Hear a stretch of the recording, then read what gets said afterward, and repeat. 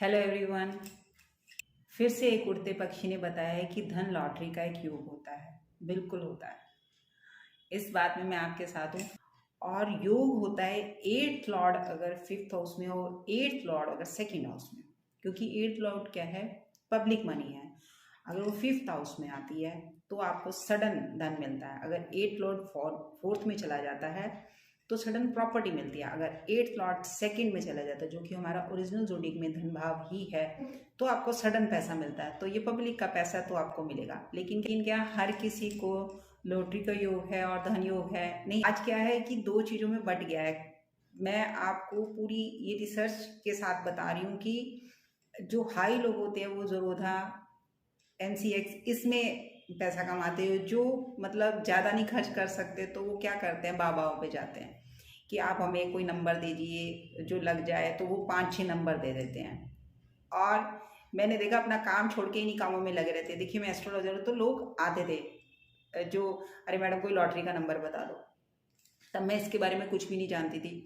तो इस पर भी मैंने रिसर्च करी कि एक सॉफ्टवेयर से, और ये भी नहीं पता कहाँ से क्या चीज़ ऑपरेट हो रही है, किसी को आज तक पता ही नहीं है। बस सब एक नंबर के पीछे पड़ जाते हैं, और बाबाओं के पीछे, साधु के पीछे कि हमें कोई एक नंबर बता दो। सोचिए कि मेरे पास एक पंडित जी आए थे, तो उन्होंने मुझे कहा कि वो हनुमान जी के मंदिर में पूजा पाठ करते हैं और वो खुद ये नंबर देखते हैं, मतलब जो सुबह सुबह लॉटरी में निकलता है या सट्टे में निकलता है लॉटरी का नंबर, और वो उन लोगों को देते हैं जिनके पास शादी के लिए पैसे नहीं, जिनकी बेटियां हैं, तो वो उनकी हेल्प कर देते हैं, क्योंकि हनुमान जी को वो मानते हैं और वो सच होता है। मैंने तो ये चीज़ें देखी नहीं है, और ना मैं आपको बता सकती हूँ कि कितनी सत्यता है इस बात में। आप लोग इन चीज़ों में ना फंसे। अगर जो भी कॉमोडिटी की बात करते हैं, या ज़रोधा में या बहुत सारी ऐप्स हैं इनमें काम करते हैं, उनका भी ये कॉम्बिनेशन होना बहुत ज़रूरी है कि अचानक मिलता है तो देखिए बहुत मिलता है। और इसमें भी एक ही ऐसा प्लैनेट जो आपको सडन लॉटरी, धन, जुआ, सट्टा इससे पैसा देता है, वो है राहु। अगर 11th लॉर्ड होकर वो 8 और सेकंड से कंजक्ट है और उसका नक्षत्राधिपति इसी में, तभी आपको ये पैसा मिलेगा। अदरवाइज आपको कोई योग नहीं बनेगा। 1 से 100 तक नंबर होते हैं, उसमें मशीन किस नंबर को पिक करेगी, किस नंबर को लाएगी, ये सिर्फ अटकलें हैं कि कोई आपको नंबर दे सकता है। आप यूट्यूब पे देखना कितनी वीडियोज होती हैं, कैसे कैसे स्कीम्स चलती हैं, कैसे कैसे वो नंबर को बिठाते हैं। अगर आ जाता है तो सक्सेसफुल है, नहीं आता तो फिर वही बात है कि लॉस है आप लोगों का। बट आप, अगर नंबर 2 का पैसा है, इसमें भी वीनस का होना बहुत ज़रूरी है कि वीनस आपका फिफ्थ और नाइन्थ में होना चाहिए और सेकंड हाउस में होना चाहिए, केंद्र में नहीं होना चाहिए। उन लोगों को ये ब्लैक मनी मिलती है। राहु बहुत स्ट्रांग हो, 11th हाउस में हो, दृष्टि संबंध बना रहा हो 8th हाउस के लॉर्ड के साथ, उसको सडन पैसा मिलता है। नहीं तो कोई लॉटरी नहीं लगती है, कोई, ये सिर्फ रैंडम्स हैं। ऐसे की बात आ जाती है, वहाँ आपको पूरा समझना पड़ेगा, क्योंकि 1 करोड़ कंपनीज होंगी और 100 मिलियंस लोग इसमें जुड़े होते हैं, और आप किसी के बारे में कुछ भी नहीं जानते।